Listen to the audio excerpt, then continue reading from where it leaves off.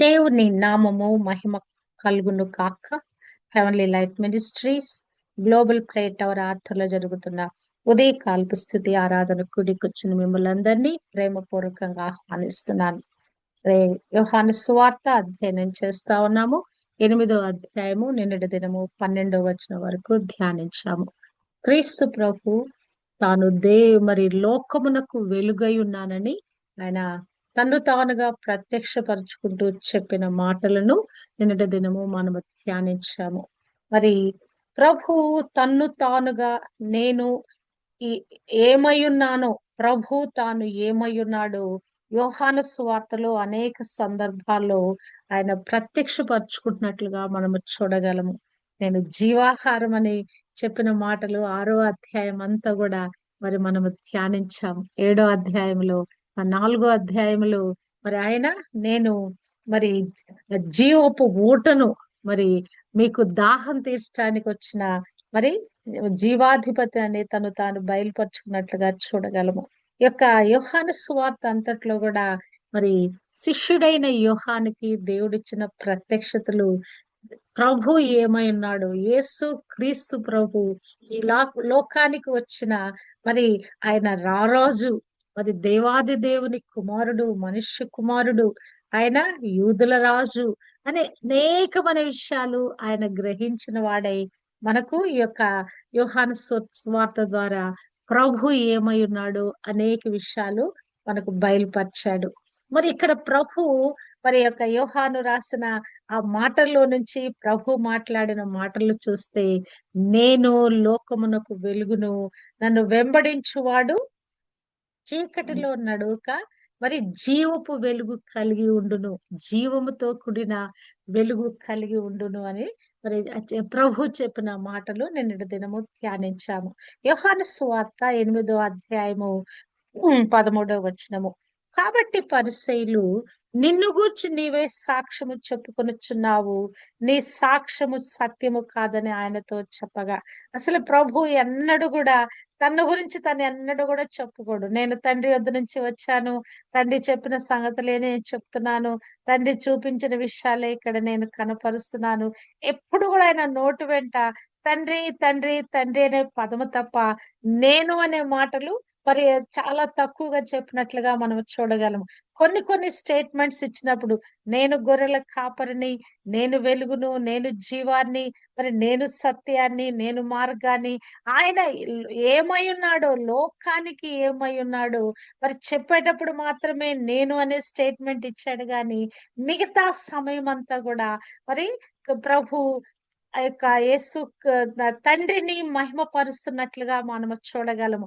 ప్రతి నిమిషము, ప్రతి బోధలో, ప్రతి చోట తండ్రినే గొప్ప చేస్తున్నట్లుగా ఇప్పుడు మనం ధ్యానించిన అధ్యాయాలన్నిట్లో మనం చూస్తూ వస్తున్నాము. మరలా ఇక్కడ యూదుల ఆక్షేపణ చేస్తున్నారు. ఆ పరిసయ్యులు ఏమని ఆక్షేపణ చేస్తున్నారు?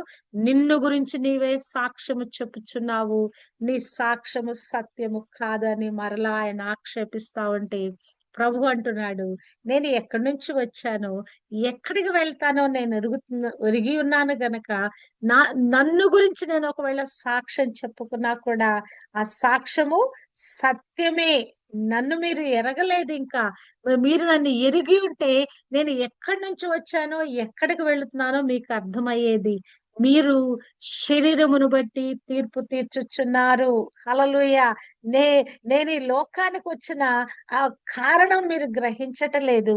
కేవలం నేను ఎక్కడ పుట్టాను, ఎవరికి పుట్టాను, నా యొక్క జీవితం యొక్క స్టేటస్ ఏంటి, ఇది మాత్రమే మీరు అర్థం చేసుకున్న వారే నన్ను గురించి శరీరాన్ని బట్టి మీరు తీర్పు తీరుస్తున్నారు. నేను ఒక్కడనై ఉండక నేనును నన్ను పంపిన తండ్రియు కూడా ఉన్నాము గనక నేను తీర్పు తీర్చినను నా తీర్పు సత్యమే అని చెప్తూ ఇక్కడ ప్రభు మరి యొక్క ధర్మశాస్త్ర గ్రంథంలో రాయబడిన ఒక ప్రత్యేకమైన విషయాన్ని ఇక్కడ వాళ్ళకి చెప్తున్నాడు. మరియు ఇద్దరు మనుషుల సాక్ష్యము సత్యమని మీ ధర్మశాస్త్రములో వ్రాయబడి ఉన్నది కదా. ఈ లోకంలో ఏదైనా ఒక మాట స్థిరపరచబడాలి, ఒక సాక్ష్య రూపంగా చెప్పబడాలంటే గనక అది ఇరువురి ముగ్గురు నోట మాట పలకబడాలంట. అప్పుడది స్థిరపరచబడుద్దంట. మరి నా జీవితంలో ఈ యొక్క మాట నా మీద చాలా ముద్ర వేసిందండి. ఏదైనా దేవుడు నాకు బయలుపరుస్తా ఉంటాడు. ఇలా చెయ్యి, ఇలా చెయ్యి అని ఏదో ఒక విజనో, లేకుంటే ఒక స్వరమో, లేకుంటే వాక్యం ద్వారా మాట్లాడటం జరిగినప్పుడు నేను దాని కొరకు కనిపెట్టి ఉంటాను. ఇది నిజంగా దేవుని యొద్ద నుంచి వచ్చిందా? ఈ పని నేను చెయ్యాలని దాని గురించి కనిపెట్టి ప్రార్థన చేస్తా ఉంటాను. అదే మాట గృహంలో కానీ, ఎవరైనా దైవజనులు గాని, ఎక్కడైనా వాక్యం వింటున్నప్పుడు గాని, అదే మాట నాకు మరలా బోధించబడింది. అప్పుడు నేను స్థిరపరుచుకుంటాను. ఓహో! This is the confirmation from the lord. So, I can do this అని చెప్పి అనేక విషయాలు ఏదైనా దేవుని కొరకు కార్యాలు చేయాలనుకున్నప్పుడు, దేవుడు నాకు ఒక కలొచ్చినట్లుగా నాకు అనిపించినా, లేకుంటే వాక్యం ద్వారా నాతో మాట్లాడినా, లేకుంటే ఒక విజన్‌గా నాకు అట్లా అనిపించిన ఈ కార్యం చేయాలని లోపల నుంచి ఒక తీవ్రత వచ్చినప్పుడు అది కన్ఫర్మ్ చేయబడాలి. కొన్ని పనులు మనం త్వరపడి చేసేస్తాం. కాదండి. దేవుని యొద్ద నుంచి కనిపెట్టి వాటిని చేసినప్పుడు నిశ్చయంగా అది అద్భుతమైన ఫలితాలిస్తాయి. ప్రార్థిస్తూ ఉండాలి, కనిపెడుతూ ఉండాలి. మరి దేవుడు ఆ కార్యాలని చాలా సడన్ చేసేస్తాడు, స్థిరపరుస్తాడు. కనుక ప్రభువు వాటిని స్థిరపరిచేంత వరకు కూడా మనం వెయిట్ చేయాలి. ఎప్పుడది స్థిరపరచబడుద్దండి? ఇద్దరు ముగ్గురు నోట కదా! ఇక్కడ ఏం చెప్తున్నాడు ప్రభు? మరి నేను చెప్పే సాక్ష్యము కాదు. మీ యొక్క ధర్మశాస్త్ర గ్రంథంలోనే రాయబడి ఉంది గదా!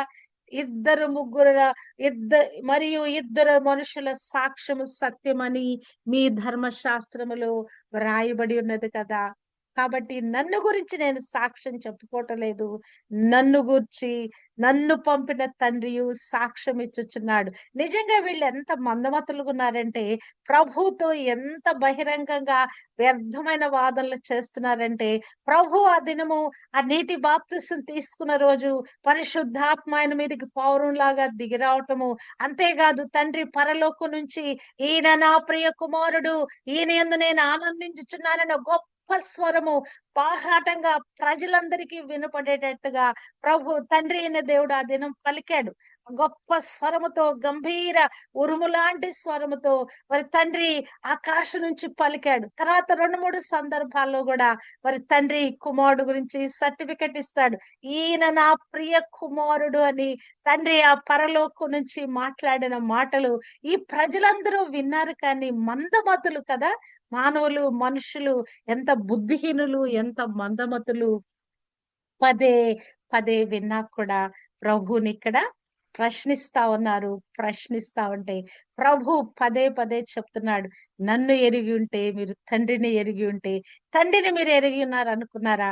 నన్ను కూడా ఎరిగి ఉన్నారు అని ప్రభు చెప్తున్నాడు. 8వ అధ్యాయము 20వ వచనంలో అంటున్నాడు.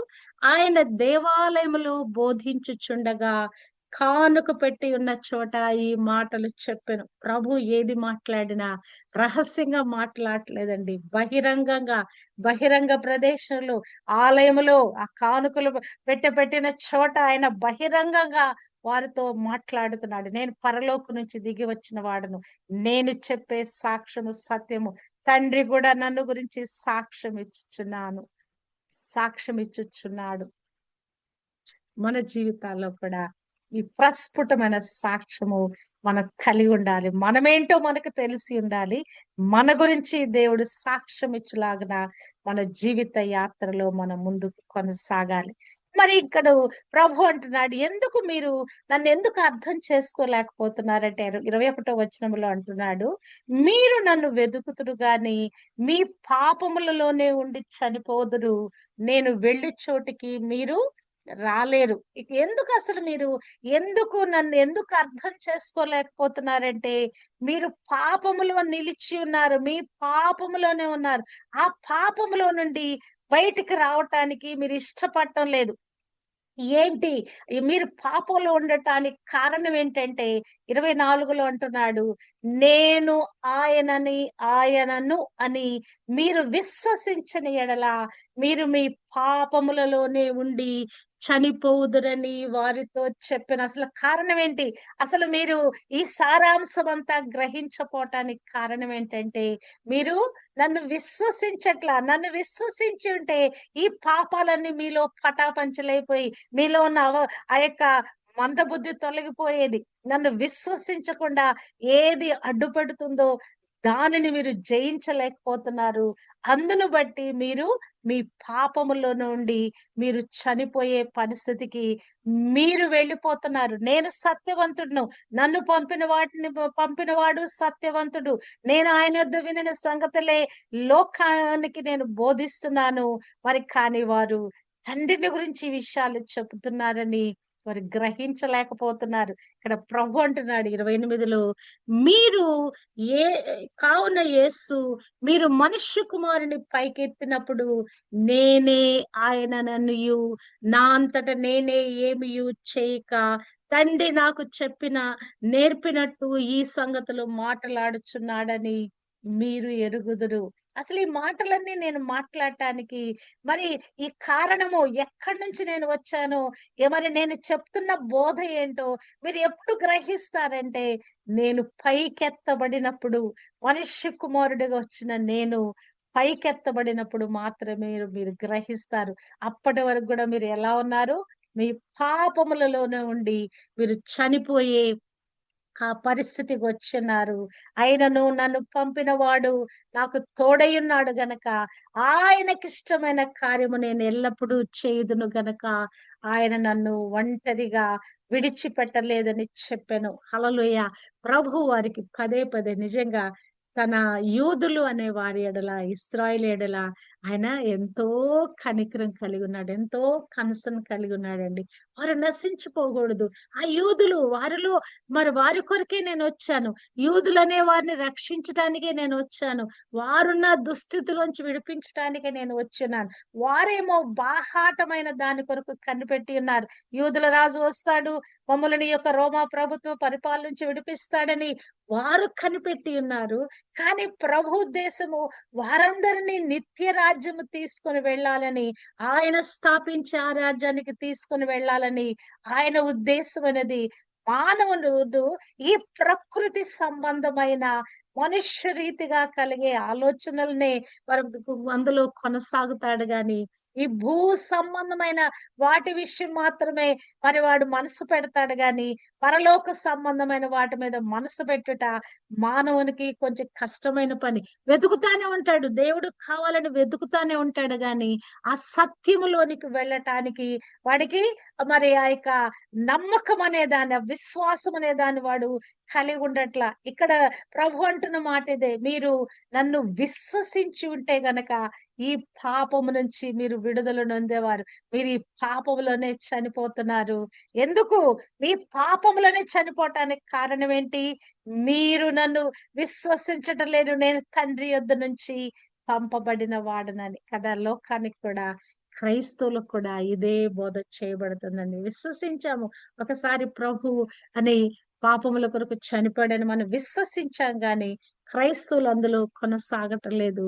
అందులోనే వారు అసలు ఆ మాటలే వినిపించుకోవటంలా. వారి చెవులు ఏం చేసుకున్నారు ఇప్పుడు కంప్లీట్‌గా మూసేసుకున్నారు. సువార్తక ద్వారాలు తెరవబడకుండా, వారి చెవులో యేసు అనే ఆ రక్షకుని పేరు వినిపించబడకుండా వారికి వారే ఆ చెవులు మూసుకొని, మరి ఆ చెవిటి పాముల్లాగా, ఆ చెవిటి ఆ యొక్క మరి సాతాను తెచ్చిపెట్టిన, అపవాది తెచ్చిపెట్టిన గుడ్డితనములో మరి మునిగిపోతున్నారు. కానీ ఈ మాటలు కొద్ది మందిలో పనిచేసినాయట. అక్కడ జనసమూహాలు ప్రభువును వెంబడిస్తున్నాయి. ఆయన ఈ సంగతులు మాటలాడుచుండగా అనేకులు ఆయన యందు విశ్వాసముంచిరి. అనేకులు అనే వారిలో యూదులు లేరు. మరి ఇంకా రకరకాల మరి వారున్నారు కానీ యూదులు లేరు. మరి ఏదైతే ధర్మశాస్త్ర గ్రంథాన్ని నిష్ఠగా పాటిస్తారో వారు లేరు. అందులో అనేకులు మిగతా వారందరూ గూడా సామాన్య ప్రజలందరూ కూడా మరి ఇక్కడ ప్రభువుని విశ్వసించినట్లుగా మనము చూడగలం. అందుకే ప్రభు అది అక్కడ రాయబడిన మాట సువార్త ఎవరి కొరకంటే గనక బీదలకు సువర్తమానము ప్రకటించుటకు నేను వచ్చి ఉన్నాను. అంటే ఈ లోకంలో తృణీకరించబడే స్టేటస్ కలిగిన వాళ్ళు ప్రభుని ఈజీగా అంగీకరిస్తున్నారు గాని, చదువుకున్న వారు, గొప్పవారు అనబడిన వారు, మరి ఇంకా ఇంకా ధనికులు అనబడిన వారు, వారికి ప్రభు గురించిన అవగాహన వారు కలిగి లేరండి. వారికున్నటువంటి ఈ లోకానుసారమైన మనస్సు, ఈ లోకానుసారమైన అండర్‌స్టాండింగ్‌లో ప్రభు ఏంటో వారికి అర్థం కావట్లేదు గానీ, నా సామాన్యమైన, అల్పమైన, తృణీకరించబడిన ప్రజలకు ప్రభు ఎవరో అర్థం కావటానికి కృప అనుగ్రహించబడింది. అనేకులు ఆయనయందు విశ్వాసం ఉంచారు. ఈ దినము నేను కూడా ప్రభునందు విశ్వసించిన గుంపులో ఉన్నాము. దేవునికే మహిమ కలుగును గాక. కాబట్టి యేసు తనను నమ్మిన యూదులతో, మీరు నా వాక్యమందు నిలిచిన వారైతే నిజముగా నాకు శిష్యులై ఉండి సత్యమును గ్రహించెదరు. ఇంకను యొక్క యూదుల గుంపు ఇంకా నమ్మటానికి ఇంకా వాళ్ళు మీమాంస సంశయపడుతున్నారు. ఇంకను నమ్మటానికి సందేహిస్తున్న వారితో ప్రభు ఏం మాట్లాడుతున్నాడంటే, నా వాక్యమందు నిలిచిన వారైతే నిజముగా నా శిష్యులై ఉండి సత్యమును గ్రహించెదరు. ఈ సత్యము గ్రహించాలంటే ఏం చేయబడాలండి? ఈ వాక్యములోకి వెళ్ళాలి. ఈ వాక్యపు లోతులోకి వెళ్ళాలి. ఈ వాక్యము రాయబడిన మాట ఖచ్చితమైన ఈ మాటను నమ్మగలగాలి కదా! ఈ దినం మనము రాయబడిన జీవవాక్యాన్ని దేవుడే ఈ క్రీస్తు ప్రభువే వాక్యంగా ఉన్నాడని ఈ వాక్యాన్ని మనము స్వీకరించాము గనక అనేకమైన అబద్ధాల నుంచి మనం విడిపించబడ్డామండి. మనకే లోపల చాలా అబద్ధానికి సంబంధించిన హేతువులు ఉంటాయండి. అవన్నీ కూడా పటాపంచలు చేయబడాలంటే ఈ వాక్యాన్ని మనం నమ్ముట ద్వారా, ఈ వాక్యమందు మీరు నిలిచిన వారైతే నిజముగా నాకు శిష్యులై ఉండి సత్యమును గ్రహించెదరు. చాలా సార్లు మానవులు అసత్యములో జీవిస్తున్న కారణం ఏంటి? ఈ వాక్యములో రాయబడిన విషయాలు, ఈ ధర్మశాస్త్ర గ్రంథంలో, ఈ పరిశుద్ధ గ్రంథంలో రాయబడిన విషయాలలో నిలిచి ఉండట్లా అంటే నమ్మటం లేదు, విశ్వసించట్లేదు. వారు తమ జీవితాలకు అప్లై చేసుకోవట్లేదు. అప్పుడు సత్యము మిమ్మును స్వతంత్రులనుగా చేయునని చెప్పగా చాలా సార్లు మనము ఇదే అసత్యములు మరి మునిగి తేలుతా ఉన్నాం. లోకంలో ఉన్న అనేకమైన అసత్యమైన బోధల్లో మునిగి తేలుతా ఉన్నాము. ఎప్పుడైతే ప్రభు యొక్క వాక్కు మన లోపలకు పెనిట్రేట్ అవుద్దో అప్పుడు మనము ఈ సత్యంలోకి వచ్చాం కదా! లోకమంతా మన భారతదేశం అంతా ఏమి అసత్యములో ఉందండి? విగ్రహారాధన అసత్యంలో ఉంది. అవునా కాదా? ఎవరైనా హిందువుల్ని రక్షింపబడిన వారిని అడిగితే, అబ్బా! మేము ఎంత కాలము ఆ పూజలు చేశామండి. వేకుని లేచి తడి బట్టలతో మరి చేశాము కదా! రకరకాల క్రతువులు మేము చేశాము కదా! అన్యులైన వారు ఒక హిందుత్వంలో నుంచి లేకుంటే ఆ విగ్రహారాధనలో నుంచి ప్రభు దగ్గరకొచ్చిన వాళ్ళు నిజంగా వాళ్ళు చెప్పే సాక్ష్యాలు అంటే ఏంటి? సత్యములో వారు లేరు. అసత్యము ఒక గుడ్డితనములో మరి దేవుడిని ఆ యొక్క ప్రకృతిలో వెతుకుతున్న వారుగా చెట్లు, రాయి, రప్పలు అన్ని వారికి దేవుళ్ళే కదా! సృష్టి యావత్తు సృష్టిలో ఉన్న జంతు స్వరూపాలన్నీ వారికి దేవుళ్ళే కదా! ఆ యొక్క రూపాలన్నీ వాళ్ళ దేవుళ్ళుగా కొలుస్తారు. ఒక వరాహవతారం అంట. వరాహవతారం అంటే పంది. వరాహం అంటే పంది. పందిని కూడా దేవుడుగా చేసి పూజిస్తున్నారండి. అబ్బా! నిజంగా మానవుల యొక్క మూర్ఖత్వము. తాబేలు దేవుడు కూర్మావతారం. తాబేలును కూడా దేవుడుగా వారు పూజిస్తా ఉన్నారు కదా! ఆ లీస్ట్ జంతువుల్ని అసలు వాళ్ళు దేవుడుగా కొలుస్తున్నారంటే వారు ఎంత అసత్యములో ఉన్నారు. వారు ఎంత ఆత్మీయ గుడ్డితనంలో ఉన్నారో చూడండి. నిజంగా అసలు, అసలు అదంతా కూడా దేవుడు మనకిచ్చిన కృప. ఈ విగ్రహారాధన జోలికి వెళ్ళకుండా ఈ ప్రకృతిని మానవుడు ఏం చేశాడంట రోమా 1లో రాయబడినట్లుగా వాడు సృష్టిని దేవుడుగా చేసుకొని పూజిస్తున్నాడు కదా! సృష్టాన్ని పూజిస్తా ఉన్నాడు. అటువంటి భ్రష్ట మనసుకి వాళ్ళు అప్పచెప్పబడ్డారు. సత్యము మిమ్మును స్వతంత్రులుగా చేయను.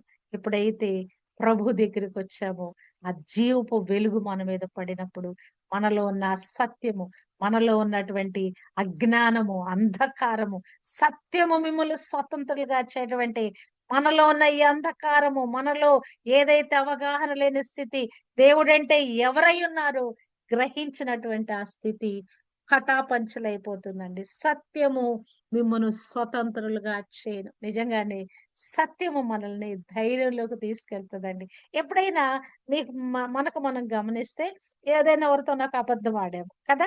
ఈ అబద్ధాన్ని మళ్ళా మేకప్ చేయాలంటే మళ్ళా మనకి ధైర్యం ఉండదు కదా!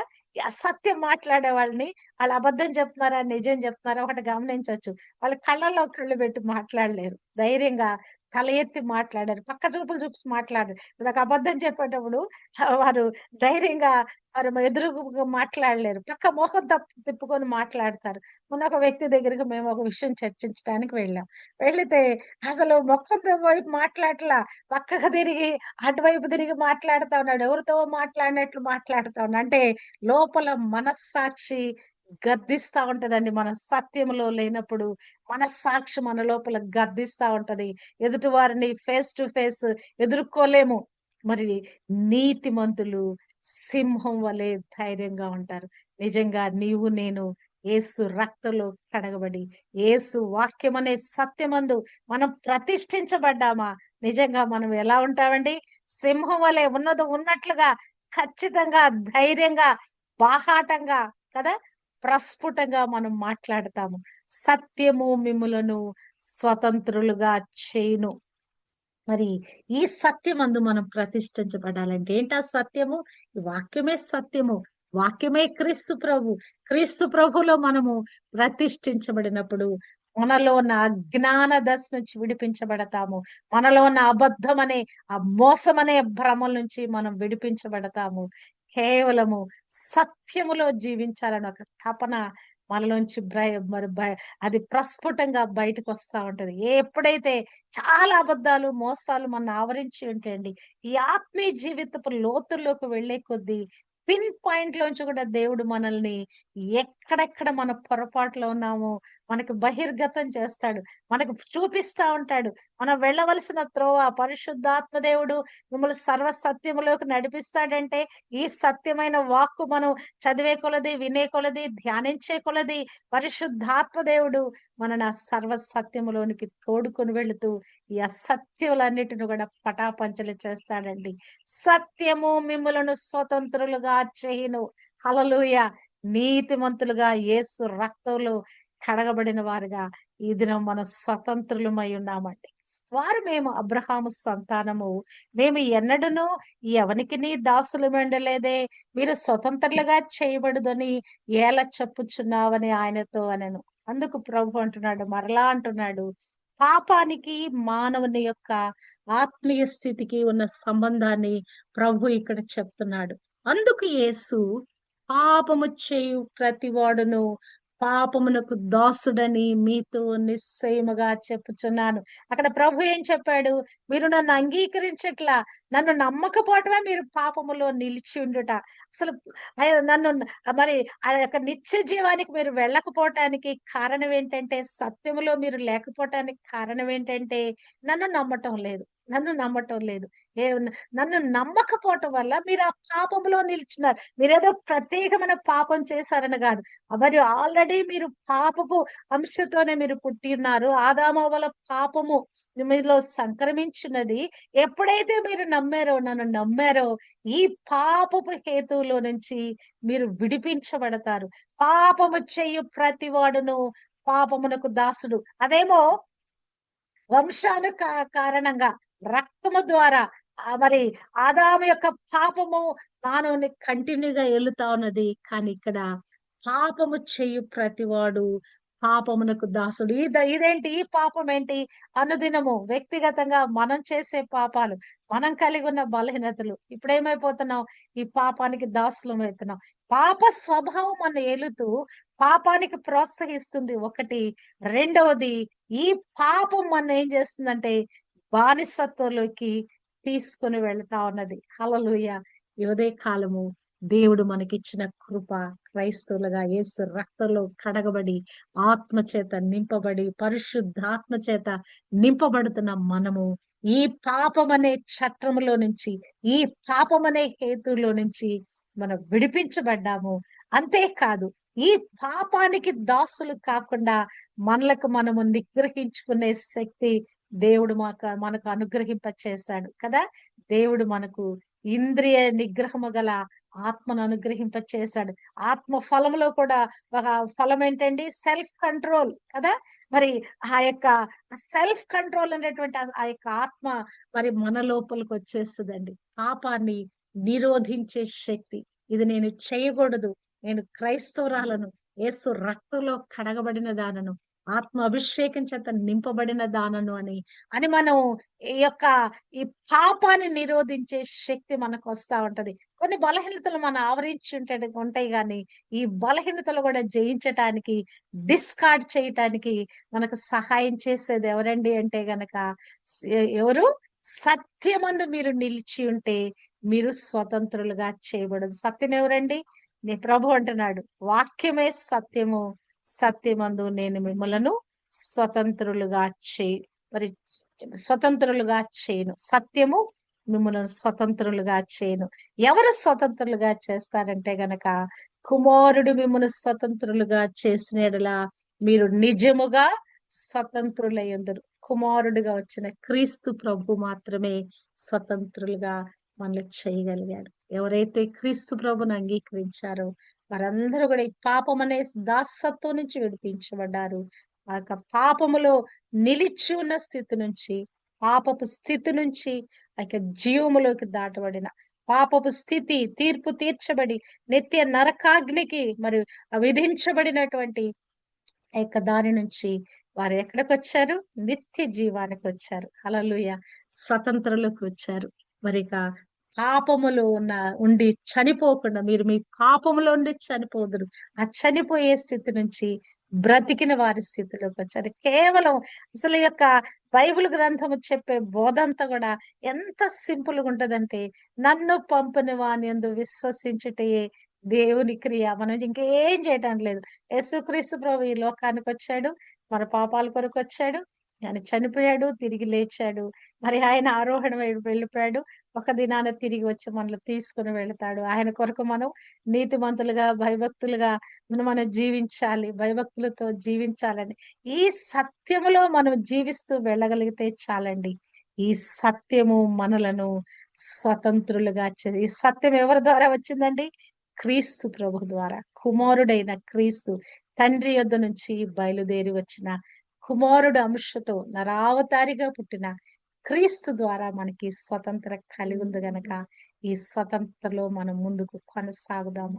సత్యము మిమ్మల్ని స్వతంత్రులుగా చేసిన యెడల, కుమారుడు మిమ్ములను స్వతంత్రులుగా చేసిన యెడల మీరు నిజముగా స్వతంత్రులై ఉందరు. ఈ దినం మనము వట్టి స్వతంత్రులు కాదు, నిజమైన ఆ స్వాతంత్రం పొందుకున్న వారుగా ఉన్నాం. మన భారతదేశానికి స్వాతంత్రం వచ్చి 78 సంవత్సరాలు అయింది కానీ ఇంకను ఆ మూఢ నమ్మకాల నుంచి, ఆ విగ్రహారాధన నుంచి కదా, ఇంకా అది స్వతంత్రత కాలేదు.